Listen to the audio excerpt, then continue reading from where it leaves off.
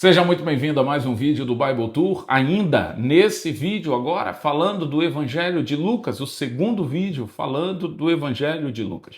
Nós vimos aqui a diferença de perspectiva de Lucas para os outros evangelistas. Nós vimos aqui como que o cuidado de Lucas em escrever, a riqueza de detalhes, o público que ele está falando, isso tudo nós vimos no vídeo anterior. Se você não assistiu, eu te convido a voltar a assistir. Eu tenho certeza que vai ajudar na sua compreensão do contexto como um todo. O livro de Lucas ele está dividido basicamente da seguinte forma. Lucas 1 e 2, o prólogo, uma introdução e o nascimento de Jesus. Lucas 3 e 4, a preparação para o início do ministério, a preparação para o ministério de Jesus. No capítulo 4, 14 até o 9, verso 50, a gente vai ver o ministério dele funcionando na Galileia. Depois, do 9:51 até o 19:27, nós vamos ver a viagem dele para Jerusalém. Depois, do Lucas 19:28 até o Lucas 23, nós vamos ver a semana da paixão, a última semana. E depois, no Lucas 24, a ressurreição e a ascensão de Jesus ao céu. É assim que se divide o Evangelho de Lucas. Nós já vimos, quando estudamos o Evangelho de Marcos, e eu vou repetir isso aqui, me parece que essa organização mostra para a gente o que nós também vamos viver. Mostra, observa, o nascimento de Jesus, assim como nós nascemos. Um tempo de preparação para o ministério, um tempo para que a gente possa entender o nosso chamado, para que a gente possa entender o nosso propósito, para que a gente possa ser desenvolvido e começar a fazer aquilo que fomos chamados a fazer, independente do ambiente. O tempo de preparação para ser o médico que Deus te chamou para ser, o advogado que Deus te chamou para ser, o pai, a mãe, o marido que Deus te chamou para ser. Aí depois vem ele na Galileia, o exercício do ministério dele, assim como eu e você, plantados numa região, num local para exercer o nosso ministério. Mas depois vem a viagem de Jesus para Jerusalém, assim como nós estamos viajando para um dia e para Nova Jerusalém. Jesus, é claro, ele estava indo para Jerusalém para cumprir um propósito, a morte e morte de cruz. Nós não vamos para essa Nova Jerusalém para morrer como Cristo morreu, para o sacrifício. Nós vamos para essa Nova Jerusalém para encontrar ele que foi na nossa frente. Tá? Então, observa que a divisão, a estruturação fala muito da vida do crente. O crente que está viajando para Nova Jerusalém. Que crente é esse? Segundo Lucas, todos. Porque Lucas fala que a salvação é universal. Ela está disponível para todos. Se naquela cultura não podia se aproximar, não podia falar com determinados públicos, Jesus vai quebrar isso e vai dizer, traz as crianças, fala com as mulheres, senta com a samaritana. É isso que Lucas vai querer mostrar para a gente, ele mostra isso com muita propriedade em todos os relatos de Lucas. Então, agora que você já sabe qual é o propósito de Lucas, agora que você já sabe qual é a mensagem central, agora que você já sabe como ele foi dividido, agora que você já sabe como que funciona, né, Mateus, Marcos e Lucas, como que funciona a questão dos evangelhos sinópticos, agora a gente pode aqui se dedicar um pouquinho aos textos exclusivos de Lucas. Então eu queria que a gente trouxesse aqui a memória agora, Lucas capítulo 10, a partir do verso 25. Nos outros vídeos eu não entrei em textos tão específicos, mas nesse eu quero que a gente dê uma olhadinha em algumas coisas que me parece bem importante. Lucas capítulo 10, verso 25. Lucas 10, como um todo, é um texto que você não vai ver nos outros evangelhos. Não está em Mateus, não está em Marcos, não está em Lucas. Apesar de não estar em Mateus e não está em Marcos, só está em Lucas. Apesar de ser sinóptico, observa, ele tem textos exclusivos. Lucas capítulo 10 é um desses exemplos, mas eu quero dar uma olhada contigo do verso 25 ao verso 37, a parábola do bom samaritano, um texto que você provavelmente já teve acesso em outras ocasiões. O texto vai dizer assim, ó, certa ocasião, um perito na lei levantou-se para pôr Jesus à prova e lhe perguntou, mestre, que farei para herdar a vida eterna? Observa que nós estamos num texto onde tem um perito na lei, onde tem um especialista em Bíblia, onde tem alguém que conhece as Escrituras, onde tem alguém que conhece o Antigo Testamento. O texto está dizendo, no capítulo 10, verso 25, que ele só está fazendo essa pergunta porque ele quer botar Jesus à prova. Então ele pergunta como que ele faz para herdar a vida eterna. E aí Jesus vai responder no verso 26, o que está escrito na lei? Jesus sabe que ele é um perito na lei, então pergunta a ele, o que está escrito na lei? Como você a interpreta? Jesus faz duas perguntas. O que está escrito e como você interpreta? Eu quero pegar aqui. Quando a gente estuda teologia, quando a gente estuda literatura bíblica, a gente precisa entender isso. Uma coisa é o que está escrito e a outra coisa é o que a pessoa está interpretando. Eduardo, mas cada um interpreta do seu jeito? Não. Mas o grande problema é que muitas vezes, quando lemos a Bíblia, quando lemos um livro, quando assistimos um filme, muitas vezes o lemos com a nossa perspectiva. Então interpretamos com base no que tem dentro de nós, e isso é um grande equívoco quando a gente lê a Bíblia. É por isso que às vezes a gente vê atrocidades na interpretação bíblica, porque a pessoa não está preocupada em interpretar o que Jesus disse, está interpretando com os seus valores, com os seus traumas, com as suas dores, e isso é perigoso. Mas vamos lá, senão eu vou acabar ministrando e o objetivo aqui é ensinar. Mas aqui mostra o seguinte, uma coisa é o que eu leio e a outra coisa é o que eu interpreto. Se eu não tiver cuidado na pesquisa, no estudo, corre o risco de eu interpretar uma coisa que nunca foi dito. E usar o texto que foi feito para libertar, eu posso usar para aprisionar, porque eu interpretei errado. Mas vamos lá. O camarada responde para Jesus. Ame ao Senhor, o seu Deus, com todo o seu coração, com toda a sua alma, com todas as suas forças, com todo o seu entendimento, e ame seu próximo como a você mesmo. Jesus disse, você respondeu corretamente. Faça isso e viverá. Viverá o quê? A vida eterna, que foi o que o mestre, o perito na lei, perguntou. Ele, porém, queria justificar-se e fez outra pergunta para Jesus. Mas quem é meu próximo? O objetivo dele não é ser instruído. O objetivo dele é pegar Jesus no contrapé. Quem é o meu próximo? Jesus, então, vai dar a resposta com a parábola do samaritano. Um homem descia de Jerusalém para Jericó, quando caiu na mão dos assaltantes. Estes lhes tiraram as roupas, espancaram-no e se foram, deixando-o quase morto. Um homem foi assaltado, foi maltratado e foi deixado no caminho, quase morto. Quase morto.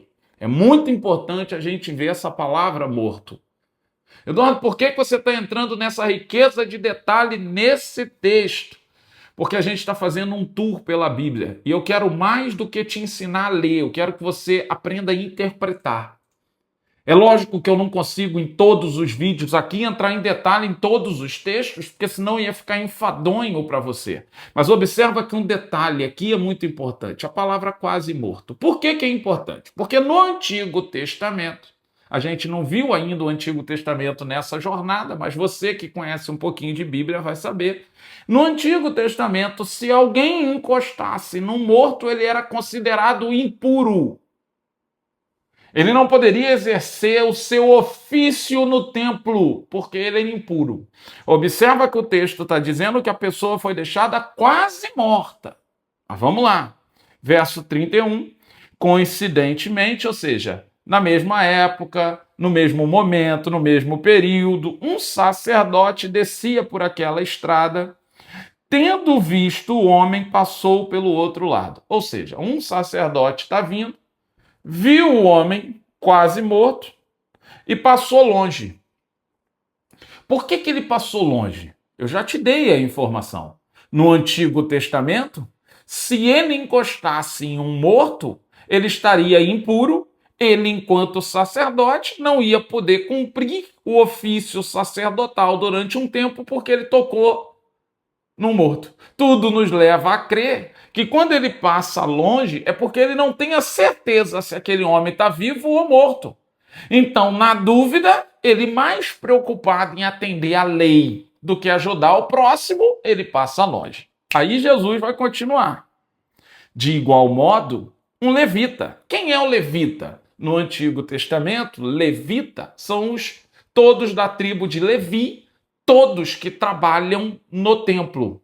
Porteiros, arrumadores, quem carregava os utensílios, quem limpava é tudo levita. Quem cantava, quem tocava instrumento, é tudo levita. Então, se eles também tocassem e o cara tivesse morto, eles também estavam impuros. Então, olha o que eles fazem. De igual modo, um levita, quando chegou ao lugar e o viu, passou pelo outro lado. Mas um samaritano, estando de viagem, chegou por onde se encontrava o homem e, quando o viu, teve piedade dele. Se aproximou, enfaixou as feridas, depois de derramar vinho e óleo nelas, então colocou sobre o próprio animal, levou para uma hospedaria, cuidou dele. No dia seguinte, deu 2 denários ao hospedeiro e lhe disse: cuide dele. Quando eu voltar, pagarei todas as despesas que você tiver a mais. Aí Jesus pergunta: qual desses 3 você acha que foi o próximo do homem que caiu nas mãos dos assaltantes? Aquele que teve misericórdia dele, respondeu o perito da lei. E Jesus lhe disse: vá e faça o mesmo. O que é isso aqui? Eu me detive nesse texto que me parece que responde bem o que Lucas está querendo comunicar. Um Jesus que está dizendo o seguinte: vocês ficaram tão presos às práticas religiosas, ficaram tão presos aos rituais, ficaram tão presos às regras que colocaram o ser humano em segundo plano. Colocaram o sábado mais importante do que o homem. Colocaram o ritual, a ritualística do templo acima do amor ao próximo. Jesus está deixando claro para ele: você sabe a lei, ame o Senhor acima de todas as coisas e ame ao próximo.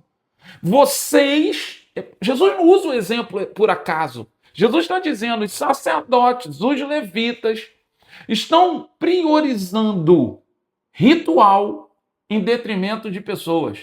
E aí Jesus usa o samaritano para dizer o seguinte: o estrangeiro, aquele que você acha que não merece, está fazendo o que eu valorizo. É isso que eu quero que a gente entenda. Talvez aqui esteja a reflexão central para a leitura hoje. Nós que somos evangélicos, nós que somos cristãos, nós que somos amantes da palavra de Deus, nós que acreditamos que Jesus um dia vai voltar e vai arrebatar a sua igreja. Quem é essa igreja? A igreja que ele vai arrebatar é quem? É essa que ama a Deus acima de todas as coisas, que ama o próximo como a ti mesmo. É a igreja que não se distrai com a sua religiosidade, é uma igreja que entende o que Deus realmente valoriza. Lucas está mostrando isso, o evangelho de Lucas tem esse objetivo. O Jesus que está ensinando, que está falando. A gente entende que Lucas é um grego, a gente entende que Lucas é um médico, um cara que tem uma instrução diferenciada, então ele tem uma redação diferenciada, ele tem textos mais detalhistas, mas é um cara que está fazendo ou que está provocando essa reflexão. É isso que a gente vai ver aqui. Lucas capítulo 10, a partir do verso 38, vem a casa de Marta e Maria. Jesus vai comer na casa dessas mulheres. Uma está preocupada com o trabalho e não consegue dar atenção a Jesus. A outra para tudo que está fazendo e senta aos pés de Jesus. A Lucas vai mostrar isso. O que ele está querendo falar aqui, Eduardo? Que eu não tenho que servir, eu tenho que só adorar? É isso a temática? Observa que o capítulo 10 vem antes de Marta e Maria, vem a questão da parábola do samaritano. Então aqui, quando ele entra em Marta e Maria, tudo nos leva a crer que ele está querendo dar continuidade à história, deixando claro o seguinte: não é sobre certo ou errado, é sobre prioridades. É lógico que a gente tem que servir, é lógico que a gente tem que adorar, mas a gente tem que entender o tempo do serviço e o tempo da adoração. É isso que ele está fazendo. Observa que o texto deixa claro que Marta traz ele para casa. Mas Marta, quando traz, não entende que as prioridades invertem. Agora que ele está aqui, eu paro tudo e adoro. É isso que o texto está mostrando, é esse cuidado que Lucas vai ter. Então, Lucas capítulo 10 é um desses capítulos inéditos que não estão nos evangelhos sinópticos, tá? E que vale a sua atenção com um pouco mais de carinho. Depois vem Lucas capítulo 11, o Lucas capítulo 11 está nos outros evangelhos, mas quando entra ali Lucas 11, 37 até o 53, eu queria que você também desse uma olhada com carinho. Jesus, do 11, 37 até o 53, ele vai condenar a hipocrisia. Ele vai condenar aqueles que falam, ensinam, que estão preocupados com o exterior, mas que por dentro não têm o coração em Cristo. Então, quando você vê Lucas capítulo 11, do verso 37 até o 53, você vai ver uma coleção de ai. Verso 42, ai de vocês, fariseus. Verso 43, ai de vocês, fariseus. Verso 44, ai de vocês. Verso 47, ai de vocês. Verso 53, ai de vocês. Por que esse ai? A gente vai ver, quando for ler o Antigo Testamento, que os profetas usavam muito essa expressão, ai. Esse ai, naquela cultura, não é um ai igual agora, que simboliza qualquer coisinha. Esse ai aqui, para os profetas, para aquela cultura, era algo gravíssimo. Quando eles ouviam aquele ai ali, eles sabiam assim, deu muito, mas muito ruim. É isso que eles pensavam. Então Jesus aqui está condenando a hipocrisia, está usando uma expressão que eles estão entendendo bem o quão grave é o que eles fazem. E aí Jesus entra no capítulo 12 fazendo novas advertências, só que agora para os discípulos dele. Olha o que Jesus vai falar no verso 1 ainda, finalzinho do verso 1. Tenham cuidado com o fermento dos fariseus, que é a hipocrisia. Então Jesus agora está falando com os seus. Ele já tinha corrigido os fariseus, já tinha dito o que ia acontecer, já tinha repreendido a hipocrisia deles e agora está falando com os seus. Cuidado com a hipocrisia deles. Que hipocrisia? O fermento. O que é isso? Eu gosto disso. Presta atenção. O fermento faz a massa crescer. O fermento faz a massa inchar. A gente precisa entender a diferença de crescer e de inchar. É isso, por isso a expressão fermento. Nem tudo que parece grande é grande, pode estar só inchado. Jesus está dizendo, ó, tem cara de que é grande, tem cara de que é santo, tem cara de que tem valor, tem cara de que é importante. Mas Jesus está dizendo, é fermento. Só está inchado, e inchado não é saúde. É isso que Jesus, a comparação. Então, toda vez que a gente usa essa expressão fermento na Bíblia, está remetendo ao conceito de hipocrisia, de pecado, de que não está puro. É isso que Jesus está fazendo e Lucas vai deixar isso muito claro no iniciozinho aí do capítulo 12. Depois nós vamos ver o capítulo 13, outro capítulo específico de Lucas, com exceção ali do verso 15, do verso 18 ao verso 21. Tá? Então, é isso que nós estamos vendo. Mas aí entra, ó, capítulo 14, Jesus na casa de um fariseu. Nenhum outro evangelho falou disso, mas aqui está falando. Por quê? Porque Lucas quer mostrar que ele veio para todos, que a salvação é para todos, que a salvação está disponível para todos. Lucas capítulo 17, do verso 20 em diante. Lucas deixando claro, o reino de Deus está próximo, gente. Não se distrai. E aí Lucas, como um historiador, como um cara que pesquisou, ele vai citar o Antigo Testamento. Gente, o reino está próximo e vocês estão se distraindo. Vai acontecer, verso 26, como aconteceu nos dias de Noé. Vocês vão estar distraídos trabalhando, vocês vão estar distraídos casando, vocês vão estar distraídos fazendo um monte de coisa. Corre o risco de vir o dilúvio e vocês se lascarem como aconteceu com Noé. Ele falando no verso 28, vai acontecer igual aconteceu na época de Ló, cara. Vai ter gente olhando para trás e virando estátua de sal. Vai ter gente perdendo a oportunidade porque está distraído. O reino está próximo, está disponível para todos, mas não pode ser distraído. É isso que ele está mostrando. Tá? Então, observa. Ele está deixando claro, capítulo 18, verso 8. Eu digo a vocês que ele lhes fará justiça depressa. Contudo, quando o Filho do Homem vier, encontrará fé na terra? Eu acho essa expressão de Lucas extraordinária. O cara que está dizendo que Jesus veio para todos, que está para salvar todo mundo, mas esse é o mesmo camarada que está perguntando assim, ó, quando ele vier, ele encontra fé na terra? Eu gosto dessa expressão, Lucas 18, verso 8. Tem tanta gente preocupado quando ele vem. A pergunta não é quando ele vem, a pergunta é o que ele vai encontrar. A pergunta não é quando ele vai chegar, a pergunta é como eu vou estar quando ele chegar. Esse é o Evangelho de Lucas. Nós vamos interromper esse vídeo aqui. No próximo vídeo nós vamos dar continuidade e as considerações finais desse evangelho lindo que é o Evangelho de Lucas. Que Deus te abençoe. Até o próximo vídeo, em nome de Jesus.